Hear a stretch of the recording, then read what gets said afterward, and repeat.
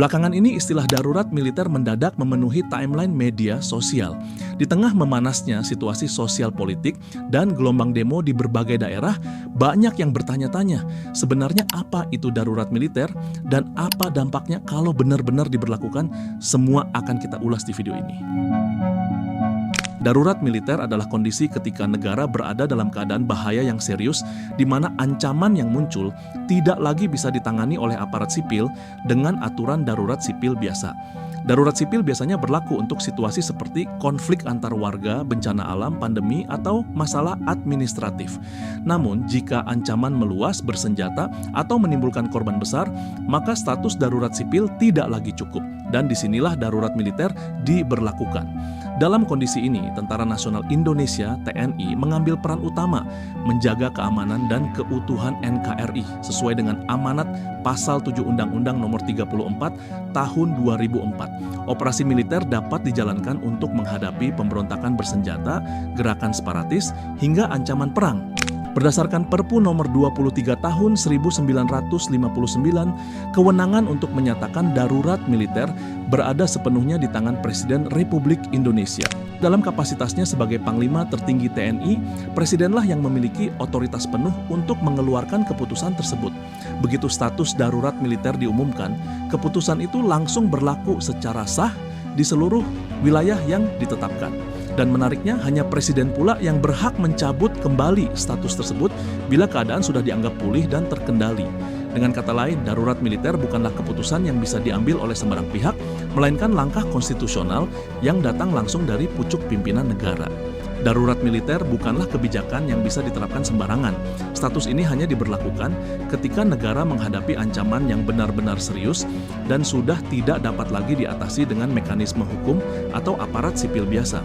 Ada sejumlah kondisi yang secara umum bisa memicu diberlakukannya darurat militer, antara lain ancaman perang dari luar negeri, misalnya jika Indonesia menghadapi agresi militer yang membahayakan kedaulatan negara.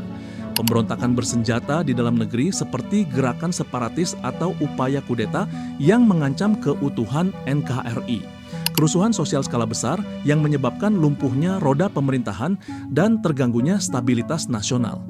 Bencana alam besar yang membuat sistem pemerintahan tidak lagi mampu berjalan normal. Gangguan serius pada sistem hukum dan administrasi, sehingga negara kehilangan kontrol terhadap keamanan dan ketertiban. Bahkan dalam situasi tertentu, krisis keuangan negara yang sangat parah juga bisa dipertimbangkan sebagai alasan darurat militer bila mengancam keberlangsungan pemerintahan. Dalam catatan sejarah Indonesia, status darurat militer pernah diberlakukan beberapa kali.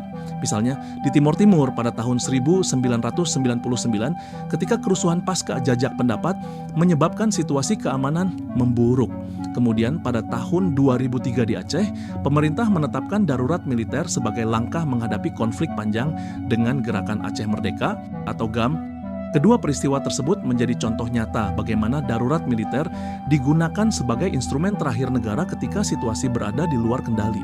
Ketika sebuah negara menetapkan status darurat militer, maka dampaknya sangat besar dan langsung terasa dalam kehidupan sehari-hari masyarakat.